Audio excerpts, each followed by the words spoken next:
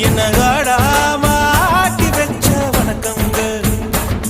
என் காலுக்கு சலங்கையிட்ட உன் காலடிக்கு முதல் வணக்கம். என் கால் நடமாடும் ஐயா உமை கட்டளைக வெல்லும் வரைக்கும். என் காலுக்கு சலங்கையிட்ட உன் காலடிக்கு முதல் வணக்கம். என் கால் நடமாடும் ஐயா உமை கட்டளைக